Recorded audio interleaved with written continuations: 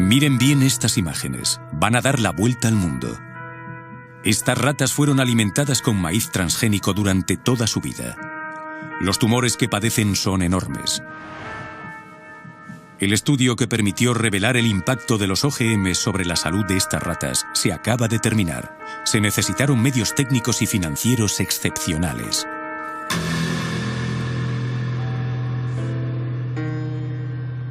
Durante 2 años tuvimos la oportunidad de seguir todo su desarrollo. Después de años de dudas y polémicas, ¿por fin vamos a conocer la verdad sobre los OGMs? ¿No estaríamos aquí haciendo frente a un escándalo de salud pública que afecta al mundo entero?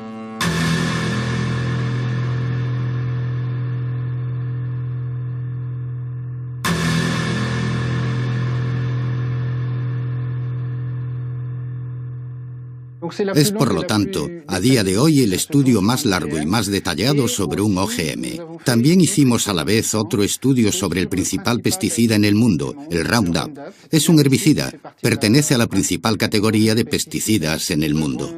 Trabajamos más de 1 año hasta conseguir maíces transgénicos, porque ningún productor de OGMs quería dárnoslos. Así de sencillo, dado que Monsanto les hace firmar acuerdos para que estas semillas no sirvan para la investigación. O llegado el caso, es necesario tener su acuerdo para hacerlo, y queríamos que el estudio fuese independiente. Es la primera vez que se hacen estudios de 2 años sobre OGMs. Aquí reside ya una gran diferencia.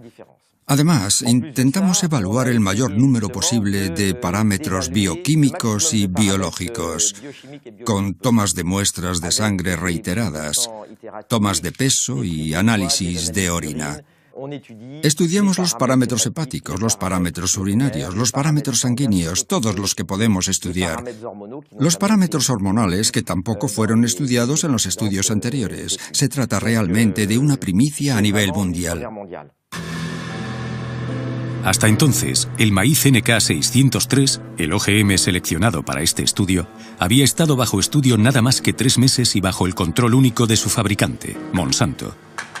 En cuanto al Roundup, producido también por la multinacional y utilizado para el cultivo del maíz, no se ha evaluado más que su principio activo, el glifosato, y no su fórmula completa. Ahora bien, para permitir al principio activo penetrar en las células de las plantas, la empresa utiliza coadyuvantes que pueden a veces resultar más nocivos que el glifosato mismo.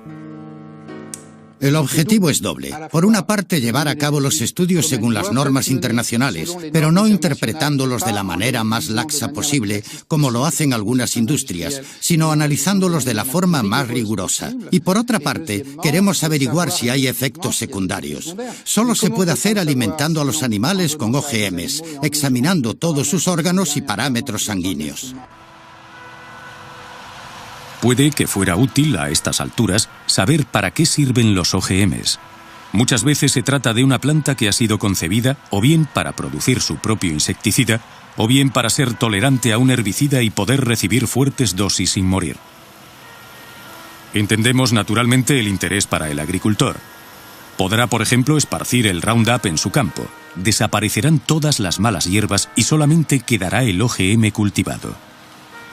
Entendemos mucho menos el interés para el consumidor, ya que corre el riesgo de comer un producto convertido en una auténtica esponja para pesticidas.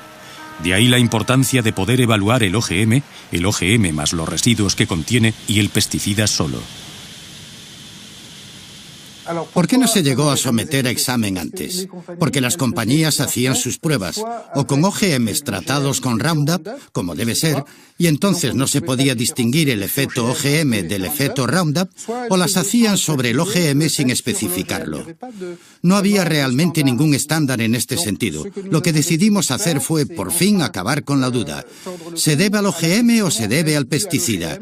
Ya que durante más de 10 años, las comisiones nacionales no se preocuparon por el efecto del pesticida. Así pues, Europa ni siquiera exige que se lleven sistemáticamente a cabo pruebas de toxicidad crónica sobre animales, y cuando las pide, son las propias compañías las que deciden sobre el protocolo a seguir. En el caso de la patata Amflora, por ejemplo, se hicieron pruebas sobre 30 ratas solamente, de las cuales solamente 10 consumían el OGM. Los maíces de Monsanto fueron probados sobre 400 ratas. A 80 las alimentaban con la planta transgénica, pero solo 40 fueron analizadas con respecto a la sangre. En todo caso, ninguno de estos estudios pasó de los 90 días. Bien, lo que se observa con este resultado es que tenemos grupos de ratas, machos y hembras, que comen OGM, OGMs más Roundup o Roundup solo. Cada vez que subimos un escalón es una rata que muere, y ya ven que el límite llega a 10, ya que tenemos 10 ratas por grupo. En la curva de puntos vemos las hembras del grupo normal, que comen una dieta normal y mueren.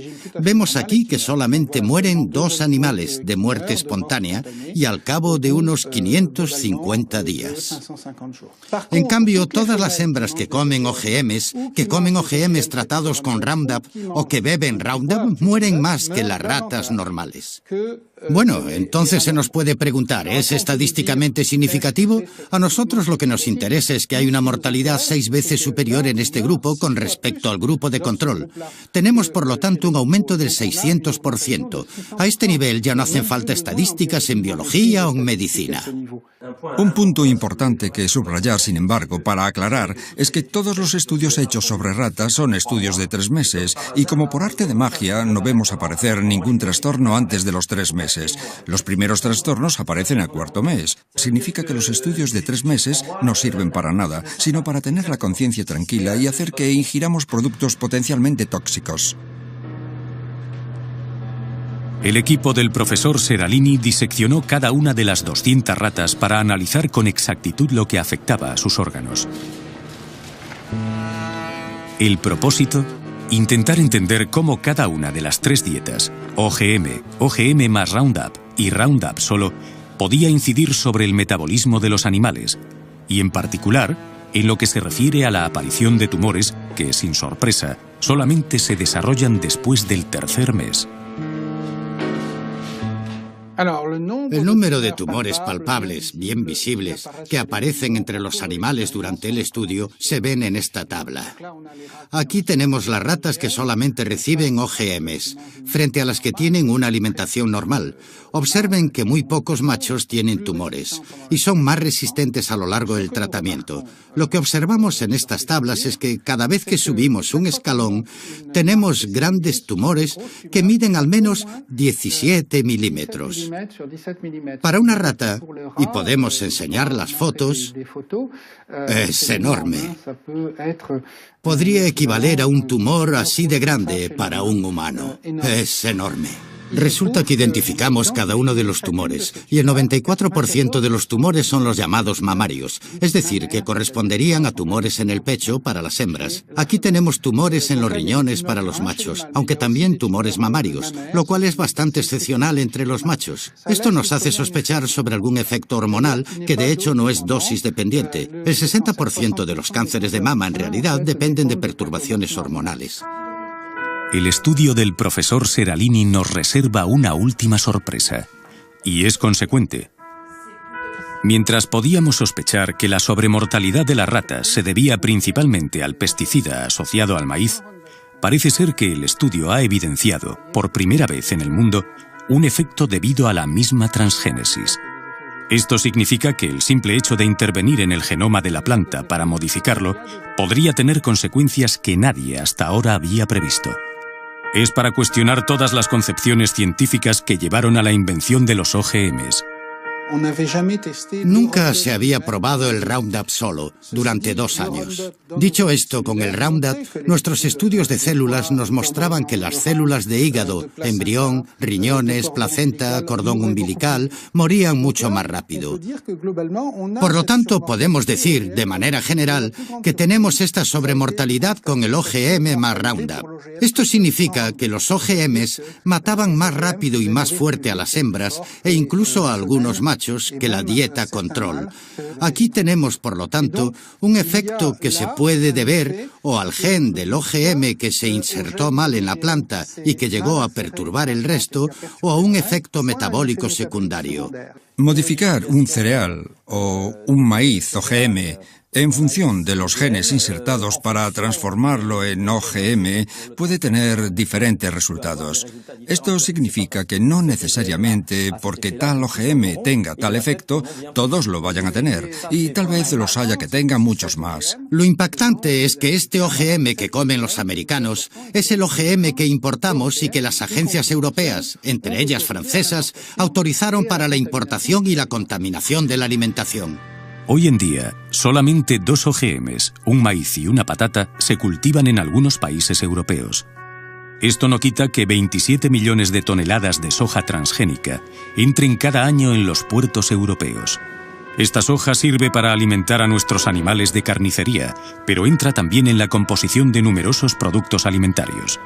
Nosotros lo que queremos con este estudio es primero que haya una moratoria, porque es suficientemente grave como para decir, escuchen, no vamos a comer esto sin conocimiento. El problema es que importamos de todo o cultivamos de todo procedente de Estados Unidos. Y segundo, que se vuelvan a hacer otras investigaciones y que obliguemos a todos los productores de OGMs a rehacer este tipo de estudios antes de ejercer su actividad. Una moratoria suspendiendo el cultivo de OGMs ha sido adoptada en la mayoría de los países europeos. Considerando los resultados del estudio del profesor Seralini, ¿no sería hora quizá de extenderla a todos los OGMs agrícolas alimentarios?